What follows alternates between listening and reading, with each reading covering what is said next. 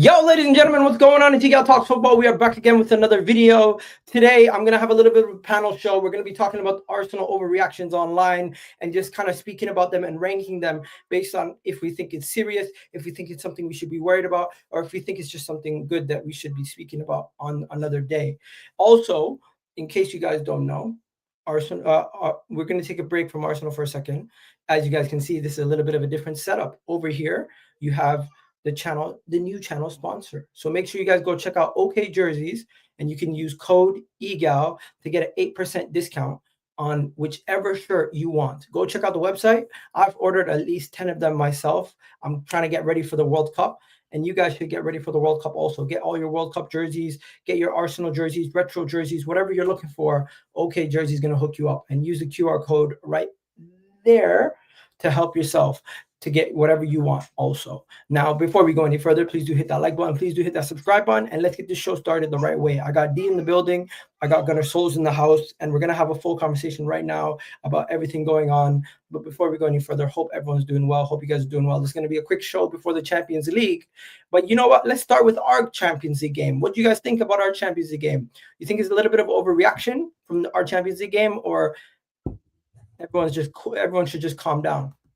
I think it's a really and truly, when you look at it in hindsight, it's a brilliant away performance and a brilliant away win. I don't know how much people really want. They want you to beat Bilbao 5-0 and 6-0 and stuff like this and play free-flowing football and stuff like that. That's not really. 1 minute you have people that will say, oh, it's all about the result, and then the next minute you have people that say you have to attack brilliantly. That game was a designed win. We defended well. We were resolute for the first half. We didn't play great, of course, but we did what we had to do. Got to the second half, we played a lot better, and we won the game. And Bilbao, that was a super intense game. That wasn't no easy game. I don't know if people did. I don't know if people really watched it. That game was a tough game. Like, that was like playing an old school Atletico Madrid match. It was one of them type of games. So of course everyone wants Arsenal to do. You know the standard story, man. You know how it goes, bro. For me, it was a game of growth.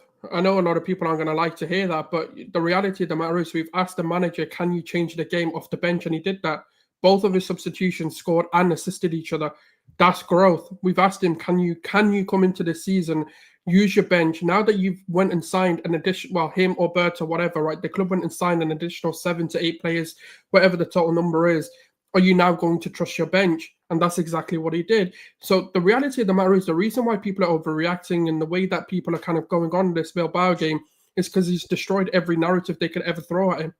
And that's the thing. Like, we've gone to an away ground, which was very hostile, number one. Number two, obviously, they also wanted to protest for the purpose. Obviously, I won't mention it. Just I don't know what the demonetizations are like on YouTube. But obviously, they also wanted to, raise a cause. And it was a very, very loud crowd. And that's kind of what the away games are like. And they went in there. They done their business. Yes, it was a bit of a shaky start. It was a shaky first half. Arteta came into the second half, made some changes as well. And guess what? Like, we got the result. I don't understand, like, whether we win, whether we lose, whether we draw, it's all the same. It's like whatever he does isn't enough. Whatever Arsenal do isn't enough. If it's not the way they want to win, then it doesn't, like, it will never matter. What they want is, like, if he played 3 DMs, did he? I don't know where the 3 DMs have come from. So the reality of the matter is there's no more critical. It's all about agendas. It's all about getting clicks. It's all about views. And honest conversations in the football sphere has kind of disappeared. Like, if you're going to be honest about it and actually have that conversation, it doesn't get you clicks, and that's why people do it. And the reality of the matter is, we went there, and one thing that Arteta's been criticized heavily on, not trusting his bench, not being able to change the game and, like, in-game management and all of this. He's been here for a while, like 5 seasons, and his in-game management hasn't improved. But yesterday he showed it can. He bought Martinelli at the perfect time. Bilbao was starting to open up. There was spaces in behind. That's when he bought on his transition threats. That's when he bought on Trossard, because Gyökeres, whether he was concussed, whether he was just having a bad game, obviously we won't know until further things come out. Nothing's come out today, so I'm guessing he was just one of those games where he was not fit enough to play. It happens. And Trossard came on, did his thing. Martinelli came on, did his thing. Mascara came on, like he was playing, did his thing. So, look, we won 2-0, clean sheet. All we've conceded in 5 games is a freak of a free kick. You know what? I think since there's 3 of us, I'm going to put a timer on today. we can't go over on topics. We're gonna have a timer. But before we go any further, this is how it's gonna work. Every topic we introduce, we're gonna have to categorize it. Is it an overreaction or is it a proper reaction? Do you think the fan base have reacted properly off the back of this result, or do you think the majority of the fan base have overreacted and gone too negative off the back of this result and the performance? Forget about the result, the performance, because I don't think a lot of people care about the performance.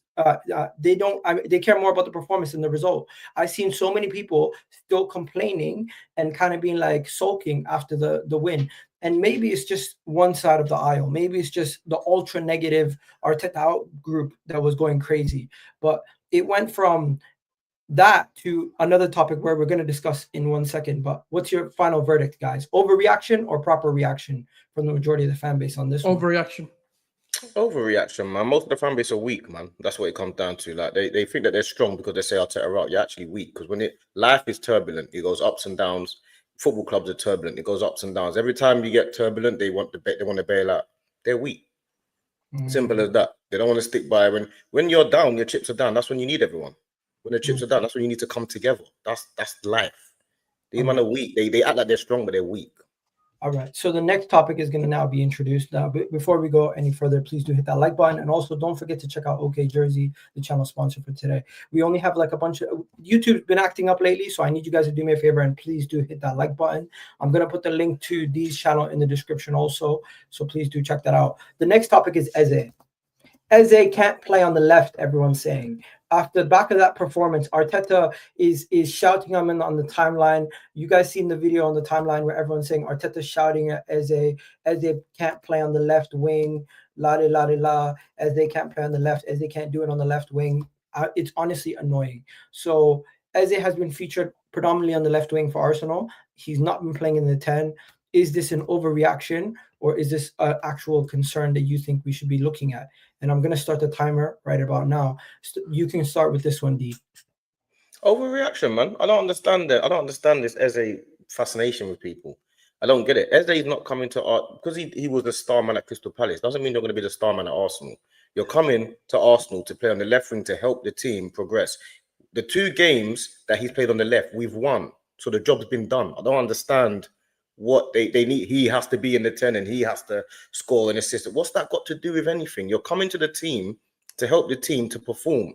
Both games we've won. So I don't understand what the fascination with him on the left. Of course he can play on the left. I liken him to Saka. He's a similar mold to Saka. Like they're creative wingers. They're not out and out wingers. So this whole Eze on the left thing gets on my nerves because we've won both games that he's played on the left, innit? So I don't understand what the fascination is. He's a team player, it's a team sport, and it's working. If we win both games, it's working, no? Yeah. You only took up a minute. Souls, take your time. What are you saying? How long do I have? We still got 5 minutes left for all of us. All right. So yeah. So like with Eze, like I agree with D what said. Like at the end of the day, it's about working together, whatever suits the opposition, and that's what Eze's been doing. Eze's come on against Nottingham Forest and had a very good performance. Now, there's always going to be little moments where they don't actually perform to the standards that we need them to, but that's because he's getting used to the system. He's getting used to kind of the way that Arsenal play. We are very different to Crystal Palace. We're a lot more positive thinking. Whereas with Crystal Palace in certain games, they do have to kind of be a bit more reserved. They have to kind of play a different way to kind of suit the opposition. Whereas with Arsenal, we're possession-based, we're forward thinking.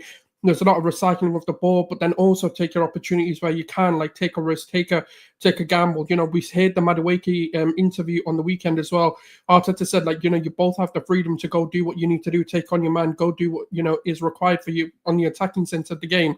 So it'll come. I think there's a bit of an overreaction. Like if people want to say yesterday, because I've heard some people saying Eze can't play left wing and then use yesterday as an example, but that's just his 2nd game for Arsenal, and you need to understand that 3rd game if you want to include Liverpool's like cameo performance. But that is always going to happen with a new player. Give them time to adjust, give them time to embed, and you'll start to see that whatever he does in the 10, he can do on left wing, and that's just a reality. When a quality player comes in, they can do it wherever they need to play. Certain players are just that good. Fair. We still got 3 minutes left. I'm just going to tell you this. As for my thoughts on this, honestly, I think people pick and choose what they want to see. They see a moment on Twitter where Arteta's telling the player to hold the width, keep the triangles in shape, and they're like, what is he doing? Why is he trying to ruin him? Why is he trying to change him? I really do think everyone thinks that a player getting instructions from a manager is somehow limiting that player or making him not play the way that they want him to play. And specifically with Eze, it's absolutely backwards the way people are thinking. I could show you multiple clips or photos or images right now of Eze and his positioning. In this position here, he's playing in the midfield, tucking in as Moreno joins the front three, right? You can see. Is it just my screen? I can't see anything. Yeah, I can see it. You should be able to see it. In this one here, you can see he's once again in the midfield, prepared to win the ball back. There's multiple clips. But the thing everyone's asking for is, where is he when we're in attack? Where is he when he's in attack? This is sometimes where he is. Calafiori's on the left. He's over here. Now, I don't get why all the anger, why everyone's upset, why everyone's acting like it's outrageous what Arsenal were doing with Eze. He's in this triangle conversation here. He's with the Declan Rices and what do you call it? These guys. This is where he has been playing. You have a three-man combination in these three right here. Sometimes Declan Rice goes over there, sometimes Moreno's over here. It doesn't matter where you are. No matter what, you're going to have the triangles on the pitch. The only person who doesn't have a triangle is Gyökeres. But in that case, everyone is building for him, to be fair. Exactly. So, and the thing is as well, Gal, another thing is as well, we see him point to Eze to go on the left or whatever he asks him to do. But we don't see in training when he says, make sure you express yourself and drift. We don't see the other side of it because we're not privy to it. So that's the first thing. The second thing is our fan base, most of them, because we're doing football YouTube, they'd rather be right. So unfortunately, they need Arteta to fail so that they're right, more so than Arsenal to win and be proven wrong, but be happy that Arsenal have won. They need Eze to not work on the left. That's actually the point of it.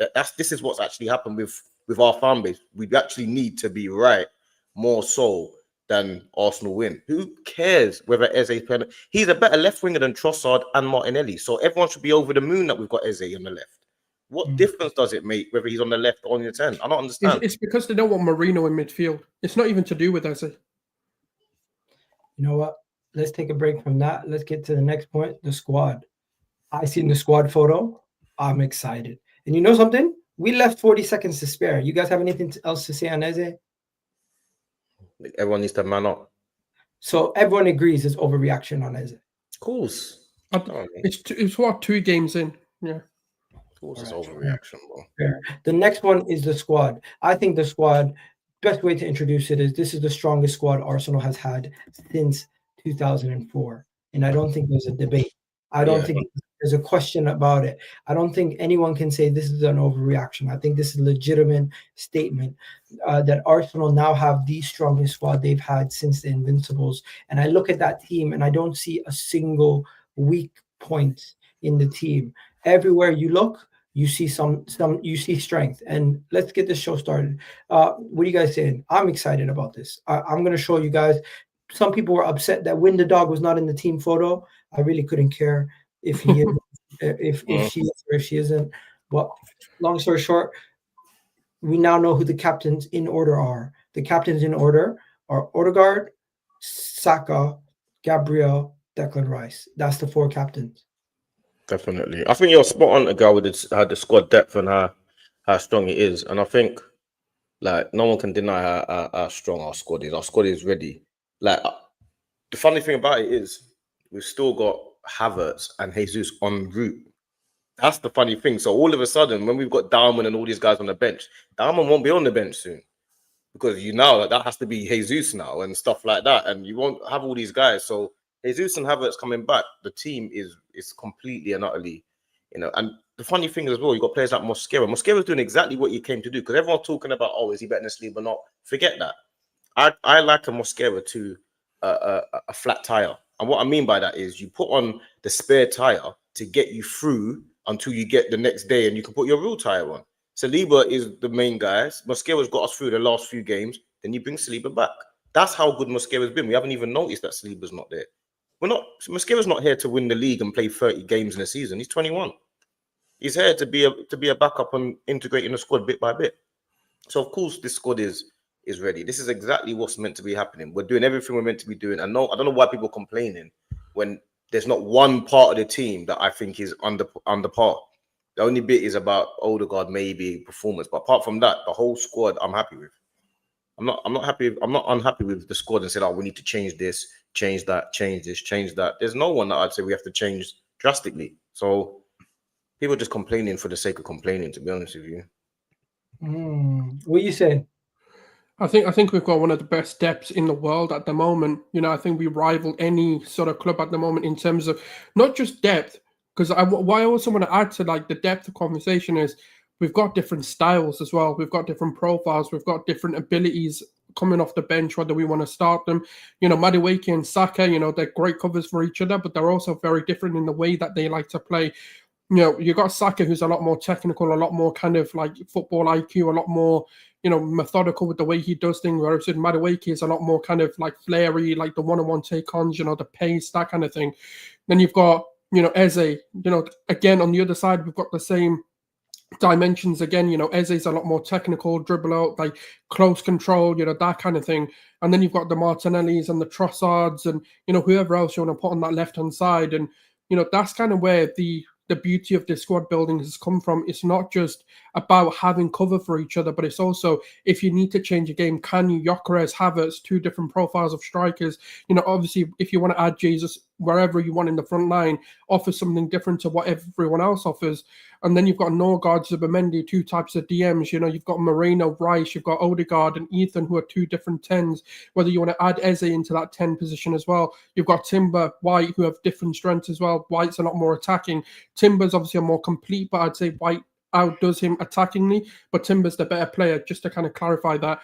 You know, Mosquera, Saliba kind of have similar strengths. You know, they're both, you know, pace recovery is brilliant on them. That's kind of where they shine. And obviously they're both kind of, in my opinion, like Mosquera, as much as people wanted to criticize him, you know, world-class potential there as well. And, you know, he's been composed. He's been everything that we needed him to be for a Saliba cover. It's not like he's come in and we're missing things from Saliba, like, oh, we don't have the passing ability, oh, we don't have the pace, oh, we don't have the... He's a perfect complement to a Gabriel as well. Then obviously you look at Gabriel, and you've got Piero Hincampi, you can play there. You've got, you know, Calafiori, you can play there. And then obviously left back kind of comes into the same conversation. Calafiori, Hincampi, you've got Miles Lewis-Skelly, all different kinds of players again. So when it comes to it, we've got such complementary depth as well, and people who can do similar things, but also offer something a little bit different.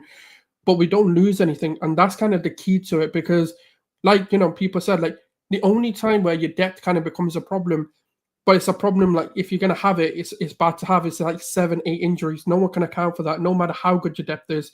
So as long as we don't have like a huge injury crisis, the squad is perfect in every single way. I was speaking to some Liverpool fans yesterday. You know what they're telling me? They're like, it doesn't matter. You don't have a better squad depth than us still. I'm like, what do you mean? He's like, because our 11 is better than yours. It doesn't matter when we go to our second team, we still have a better first team players than you.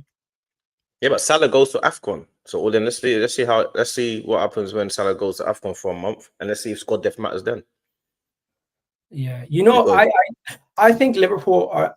I don't want to speak too much about Liverpool, but I feel like they're in a position that we were in last year, that they're speaking about their team as if they're not going to get injured, and they think that these kids like Rio is going to be able to hold it down for them.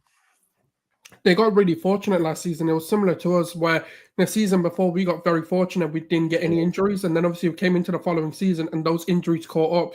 Now, I do premise I don't wish for injuries. I'm just saying sometimes it's a part of the game, and that's sometimes like when you, especially with the workload that these guys have got, and obviously the minutes that they put on the clock as well, these things can catch up. Like niggly things can start to happen when you look at Van Dijk and Salah's age, especially. And obviously now that Salah has to go to AFCON, he's not going to get a break at AFCON. 10 seconds left. Final verdict: overreaction or calm? For me, it's a statement. What then the squad is the best in the league, or one of the best, or overreaction or not? Nah, no overreaction, man. That's an underreaction. So it's certified. All right, it's an under. It's certified. Next, Arteta. Do you think the playing style talk about Arteta's playing style, terrorist ball, people playing Islamic nasheeds, making terrorist jokes, it's getting out of hand now? My main point is Arteta is a good manager. I don't think his playing style is boring. I think people are just confused with what's Arsenal's strength and how we play to win games. We don't come here to go and concede 3 goals and score 4. That's not what we're doing. We're not here to entertain the masses and have good games for the neutrals. We're just trying to win by any means necessary. And if that means lean on our defense, we lean on our defense. So my point right now is the main question is Arsenal's playing style boring and ineffective to help us win the league? Yes or no? It's boring but effective. And the reality of the matter is, like, when you look at the kind of managers that a lot of the people who want Arteta to go and replace, they're going to play, Simeone, Inzaghi, managers like that. Some have even mentioned the likes of Conte in the conversation as well. They're not exciting managers. They're going to do similar things that Arteta's doing. Yes, maybe they are better at getting it over the line, and whether Arteta can do that, obviously that verdict is still out there. But in terms of like this whole terrace football, you have to look at your opposition and try and nullify them in the best way that you can. And that's exactly what he did against Liverpool. It happened to be that they got the moment and we didn't. And that's the only difference. Yesterday, for example, it's a prime example of we got the moments and Bilbao didn't. We nullified them in every way. They kind of tried to nullify us, and they did kind of restrict the amount of opportunities that we gained and stuff like that. But you also have to build a squad and play the squad that actually suits the opposition and trying to win. That's all Arteta's trying to do. He's finding any advantage, any little minuscule, advantage that he can do and the fine margins in a singular game to try and help us win. He thinks about every detail, and that's kind of where we get lost in that. All right, let me rephrase it. Arteta is a control freak. The team needs to attack. We're not fluid. We're not creative. We're awful to watch. That is the quote of what was said. Is that an overreaction, or is that? No, I don't think it's an overreaction. Is that legitimate concern? Yeah, I don't think it's an overreaction because I don't think we are that fluent to watch. I don't think we are exciting, and we are do a lot of long throws now and a lot of set pieces. I don't think it is an overreaction, but I don't think it matters. That's the point, whether it matters or not. I think that when Jose Mourinho was doing his thing with Chelsea and that no one really cared, when that we can still play football, but I think it's not. I wouldn't say it's an overreaction. I just think no one cares if we're winning. The only problem is that we haven't won the league. If we'd won the league, this wouldn't even be a conversation. Mm-hmm. So I think playing this way, you do have to kind of win trophies. I mean, I think that's what it comes down to. So how many of those points do you agree with? Arteta's a control freak? I disagree. Definitely. Have you not seen him at the ground? He's a major control freak, bro. I think he just wants to make sure he can't kick the ball with the players, but he's trying to help them out as much as he can. He's a control freak, bro. If I go to games, I'm near him. He is a maniac, bro. And the team needs to attack his way. And that's what they're saying. He's control freak in. Yeah, he is. He's a control freak. But so are the best managers. Do you think it's not fluid?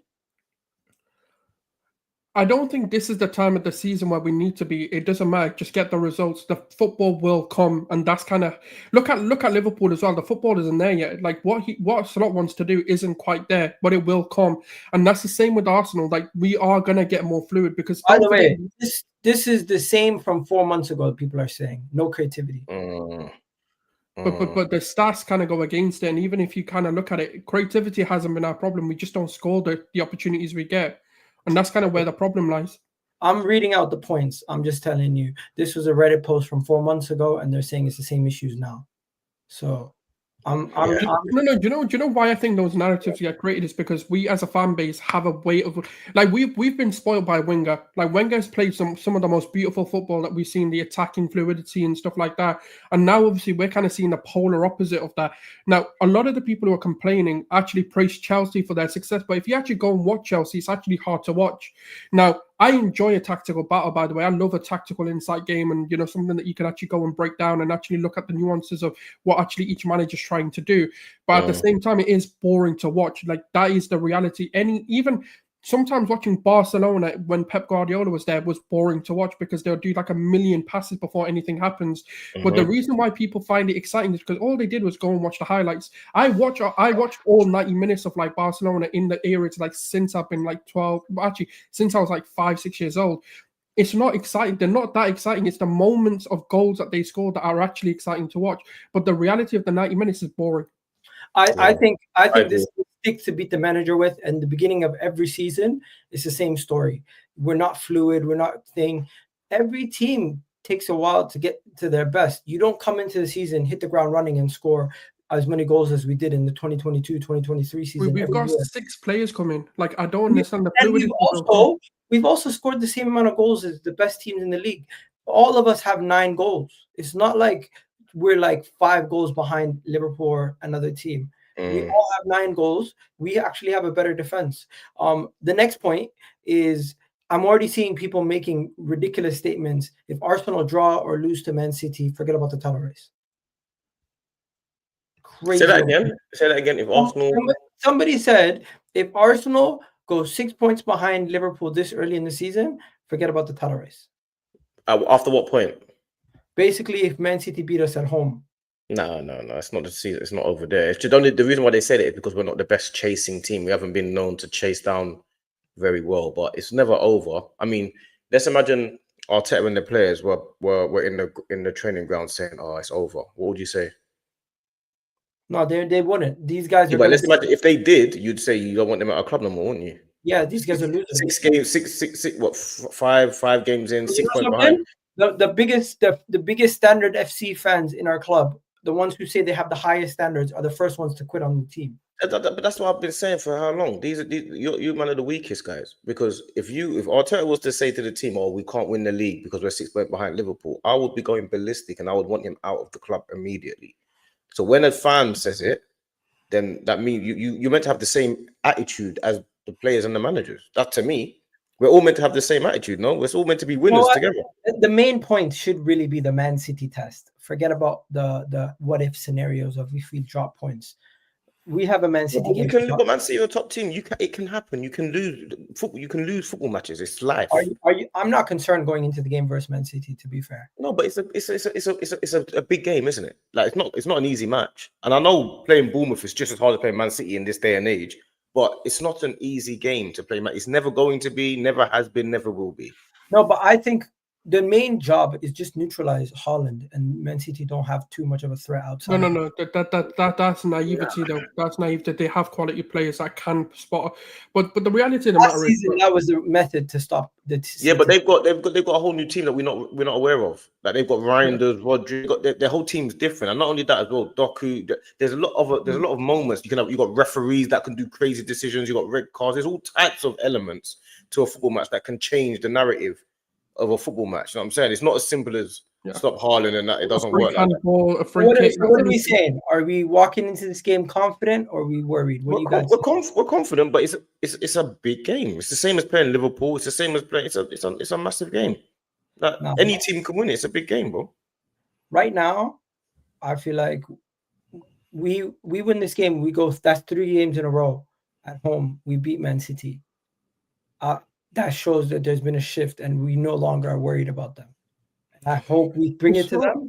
It's not about being worried or confident or this or that. I don't think the words actually matter. Like at the end of the day, we've got a task at hand, which is go there and win. Obviously, but we're at home. Let me get my point across. My main point is we beat Man City. I feel like people will now understand and respect us a little bit more. And it's not about gaining respect from the masses. It's just I don't think they'll say they expected us to, bro. Trust me. No, but the first 4 games we faced Nottingham Forest, it doesn't matter. We faced Leeds, it doesn't matter. We beat Man United. Then we lost to Liverpool though. We lose to Liverpool, that makes everything else almost look worse. But if we're beating Liverpool, then if we would be in Liverpool, different narrative. It would have been a different narrative. Right now, we need to lay a marker. We need to make a statement. Our attack has been poor. We don't play good football. We don't do this. We don't do that. All of that will be put to bed if we go and make a statement and go beat Man City by any means necessary. Be it 1-0, 2-0, 3-0, or be it another 5-1. Just go win that game and come out of this week still 3 points behind Liverpool, or if Liverpool do drop points in the Merseyside derby, which they tend to do, take advantage and try to get closer. It's early. Yeah, it's going to be a harder game than you think, Igaldo. Last year, by November, we were 9 points behind. League was pretty much done. Yeah. It's going to be a tough game, bro. Don't think it's going to be an easy game by any stretch, bro. They're going to want to beat us. To me, a draw or a loss is the same thing at this point. No, it's not. It's not. Liverpool got Everton. It depends on what happens in that match. They've got Everton. They got the early kickoff. They might draw that game. I don't care about what other people do right now. It's so early in the season. We just need to focus on ourselves. But if Liverpool do drop points, fair play. But I'm focusing on Arsenal, and I'm saying to myself, we have to get 3 points versus Man City. It's almost like a must win. No, it's not. Because they're such a good team. They're such a good team. This is one of our hardest games, getting it out of the way early. And then we got the Newcastle game also. Bro, I can't drop points versus Man City or Newcastle. I know what you're saying, but you got to look at it actually from what the actual reality is. If Liverpool lose, for example, and we draw, we gain a point. You have to see it for what it actually is. You can't. I know you're getting because that's at Anfield. We would have far been better drawing than losing. All right. So is it an overreaction to say the Man City game is a must win? Of course it is. Of course it is. It's not. I'm not going to say overreaction. I think it's a fair enough point to make. I understand why, because obviously dropping points and it's about keeping pace, I guess. But for me, look, I think the biggest narrative would be, let's just say hypothetically Liverpool were to lose the Merseyside derby, just as a hypothetical here. And if we can then go ahead, statement win, whatever, jammy, I don't care how we beat City, that to me makes a statement that we have shifted something in us, because a lot of the times our season and in previous seasons where we've been in title races, when the title competitor, whether it's City, whether it's Liverpool, drop points, we tend to go and drop points as well. And that's the kind of mentality shift I do want to see. Like, does the result still impact our performances, or can we overcome it? And it doesn't always happen. I'm not saying it's happened every single time. We have also gained on our oppositions as well. But I just want to see if that shift can happen. But again, look, the Man City game and the Liverpool game aren't the barometers I'm going to beat the team with, because they are the top teams of Europe for the last sort of like 5-6 seasons for a reason. And a lot of those players are still there. Haaland is, a game changer. Reinders has shown in the Serie A to be a game changer. Yes, he might have not had the perfect start that everyone wanted him to have. Shirky on his day can do something. Foden's looking like he's getting form. So at the end of the day, look, it's I understand the must-win element, but you have to look at it. It's a massive game. Everyone's going to be up for it. They're going to be up for it. It changes. It's not like City playing another team where they get complacent and think they can beat them. Right. They're not coming into this knowing they can beat us. They're going to come into it going, this is going to be hard and we need to be at 150%. This City game is the only topic that's actually taken us a long time, but it's well-deserved.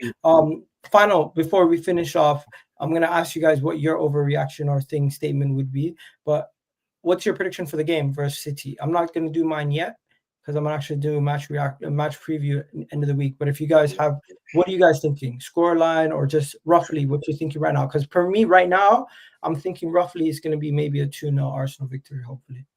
I'm thinking 3-1. Okay. I mean, I think it's going to be a really tough game. I think I don't think it's going to go as smoothly as people think. I think there's going to be a lot of moments of frustration. There's going to be a lot of moments where narratives may start coming out. But I think what's going to happen is we somehow find a way to win. I think we do what Liverpool have done all season and just find a way to win it. Whether that's a corner, whether that's a freak goal, whether that's we're just going to find a way to win. And I'm going to go, I actually think it's going to be City City take the lead. I think something's going to happen where we slip it up and City take the lead with a Haaland freak goal, and then we come back and beat them 2-1. You know something? We have a thing where people tune into these games expecting entertainment and they get dissatisfied. I don't give a shit about entertainment. I just want to win. That's the reality.